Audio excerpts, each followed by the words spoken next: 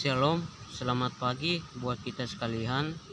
Yang pertama-tama perkenalkan, nama saya Mandako Goya.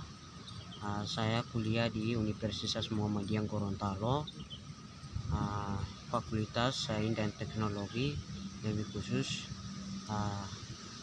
prodi Aquakultur. Kesempatan pada pagi hari ini saya akan bahas tentang materi saya. Karena itu yang pertama, judul tentang pengelolaan laut dan pesisir wilayah, dan kedua, terumbu karang yang dieksploitasi wilayah pesisir dan memiliki arti yang strategi dan penting bagi masa depan Indonesia, mengingat sebagai negara kepulauan terbesar di dunia. Wilayah ini mendominasi total wilayah Indonesia. Pantai Indonesia adalah 81 km, terpanjang kedua setelah Kanada atau yang pertama di dunia. Dalam konteks panjang pantai yang produktif, catatan panjang pantai Kadana itu didominasi oleh panjang petani. Wilayah gedang yang berubah, lahan kurang produktif karena berubah gurun. Selain itu, dengan luas wilayah teritorial Indonesia yang tercatat sebesar 7,1 juta kilometer, dua wilayah laut mendominasi dengan luas kurang lebih 5,4 juta kilometer. Dua dengan potensi fisik sebesar ini, Indonesia memiliki dengan sumber daya perikanan dan kelautan yang besar. Dari sisi keanekaragaman hayati, Indonesia dikenal sebagai negara dengan kekayaan hayati kelautan terbatas dalam hal ekosistem terumbu karang coral, dan Indonesia dikenal sebagai salah satu penyumbang kekayaan hayati terumbu karang terbesar di dunia.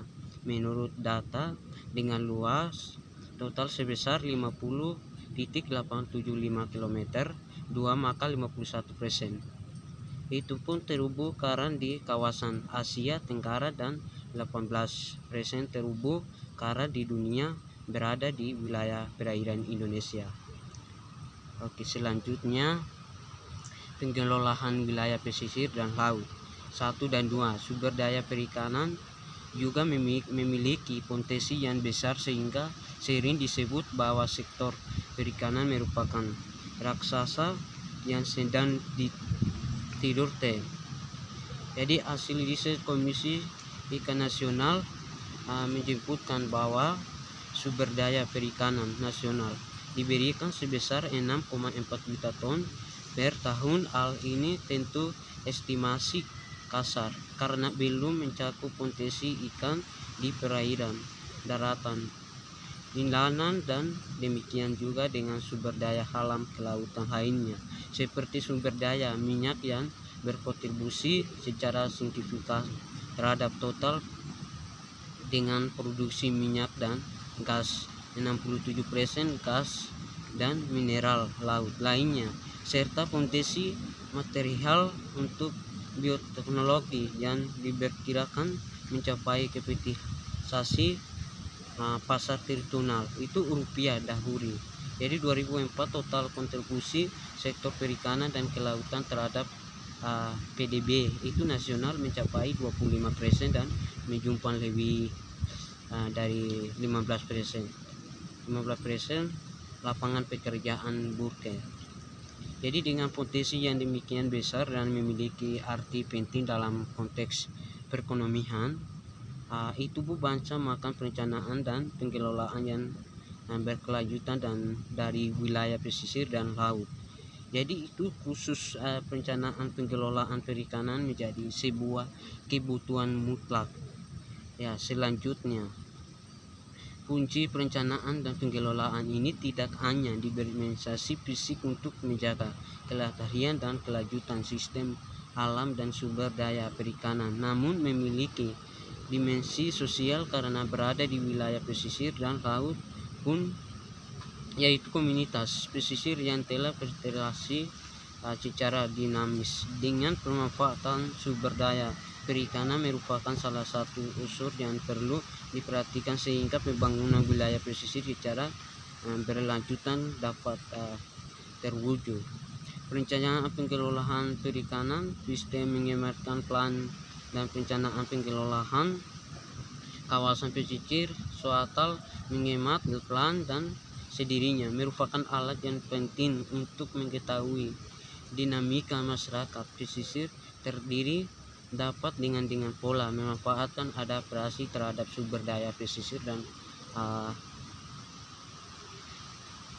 termasuk dalam hal ini sumber daya perikanan. Dengan adanya rencana pengelolaan perikanan yang sistematis, maka pengelolaan perikanan di suatu wilayah akan menjadi lebih efisien dalam konteks prosesnya untuk mencapai tujuan.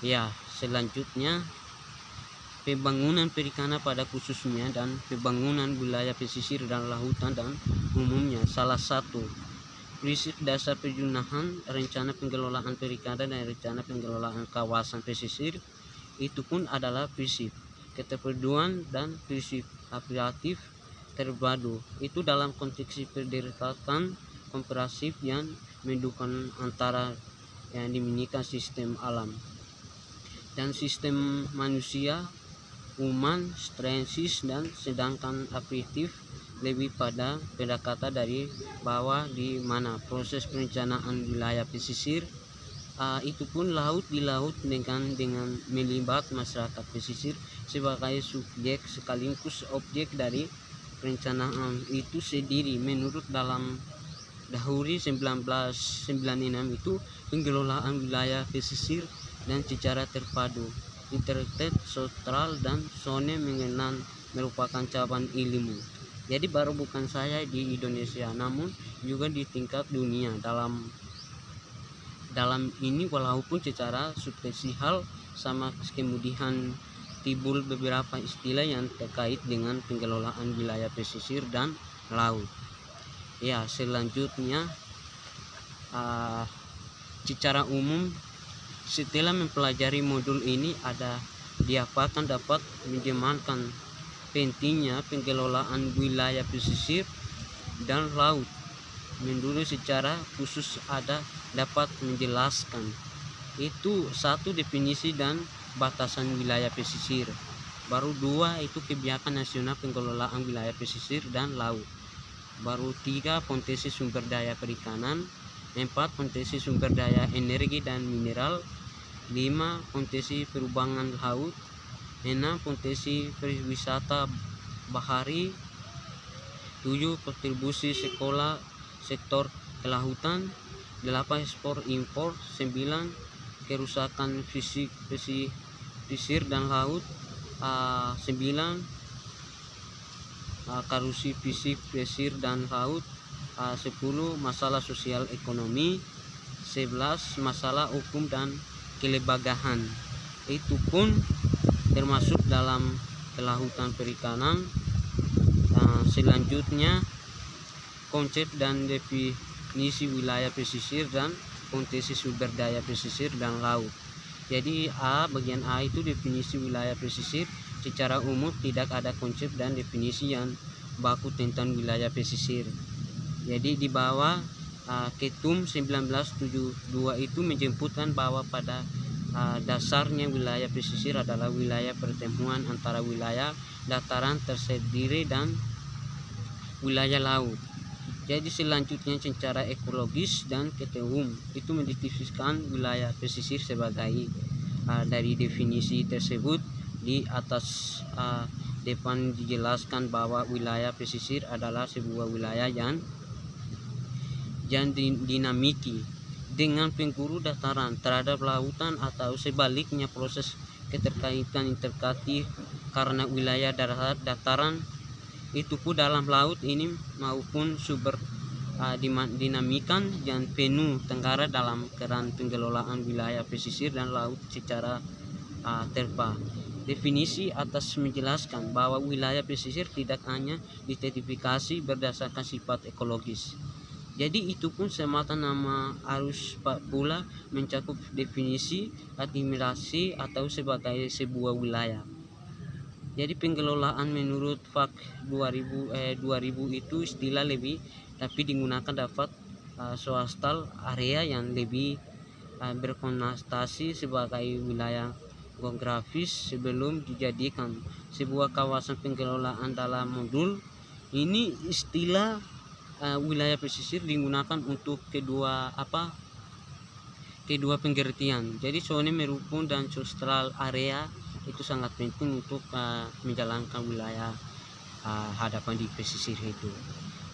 Ya oke, baik. Nanti selanjutnya lagi bagian B, kebijakan nasional. Jadi pengelolaan wilayah pesisir dan lautan. Jadi telah dikemudiakan di atas potensi sumber daya pesisir dan laut merupakan karunia yang harus dimanfaatkan Soptima itu mungkin untuk kesejahteraan masyarakat, sedang di luar potensi itu. Jadi sumber daya pesisir dan laut yang besar sudah lama diketahui bahwa wilayah pesisir dan laut pencerahan industri di darat. Jadi pemanfaatan sumber daya yang berlebih atau konflik pemanfaatan sumber daya adalah contoh itu satunya itu permasalahan dan ancaman. Jadi ada dalam konteks pengelolaan pesisir itu bisa relevan untuk mengurangi. Jadi potensi itu permasalahan dan ancaman sekaligus tujuan pengelolaan sumber daya di lingkungan wilayah itu bisa pesisir laut berkelanjutan berdasarkan latar belakang. Jadi tersebut permintaan Indonesia melalui Departemen Kelautan dan Perikanan telah menerbitkan surat keputusan Menteri Kelautan dan Perikanan nomor itu ada 10 Men 2003 itu tentang panduan pencernaan pengelolaan. Itu kami sangat penting untuk bisa masyarakat pesisir wilayah di pesisir bisa ancaman sekaligus. Ya oke, selanjutnya lagi bagian C, potensi sumber daya pesisir dan laut. Jadi laut itu dimengenalkan dengan mengidentifikasi bahwa pemanfaatan sumber daya wilayah pesisir sudah dilakukan sejak zaman prasejarah meningkat wilayah pesisir menjadikan barang dan jasa yang diperlukan oleh manusia. Jadi khususnya yang terkait dengan komunikasi, transportasi dan penjadian bahan dengan dalam. Jadi dalam itu selanjutnya predikasi bahwa dalam 30 tahun untuk ke depan jumlah populasi penduduk di kawasan pesisir akan bertambah dari keadaan itu. Saat ini selain itu statistik global itu juga menunjukkan bahwa luas perairan laut ada 361 juta kilometer, itu 2 atau sekitar 70%. Jadi dari total wilayah bumi dengan total volume laut global sebesar itu 1,348 juta kilometer itu kubik dari 3 wilayah laut dunia, Atlantik, Pasifik dan India. Jadi rata ke dalam laut adalah 3,7 km dan ke dalam tertinggi ada laut Pasifik yaitu 11,2 km secara nasional. Wilayah pesisir dan laut Indonesia merupakan wilayah penting yang diharapkan dapat menjaga atau menjadi pendorong pertumbuhan ekonomi bahan ini didorong oleh besarnya potensi itu sumber daya pesisir dan laut yang dapat dimanfaatkan untuk kesejahteraan. Jadi kesejahteraan itu bangsa bagian di ini menjadikan secara ringkas potensi sumber daya pesisir dan laut. Jadi kemudian diikut dengan peran secara ekonomi sektor pembangunan yang berbasis itu pada pemanfaatan sumber daya. Jadi pesisir dan lautan itu termasuk dalam kepada yang bisa menentukan transporan. Jadi dalam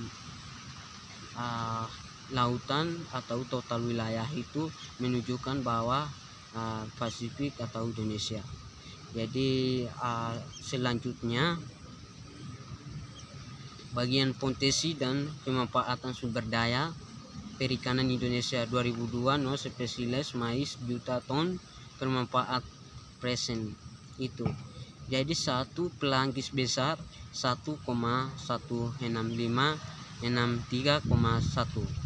baru dua pelangkis kecil 3,6549,49.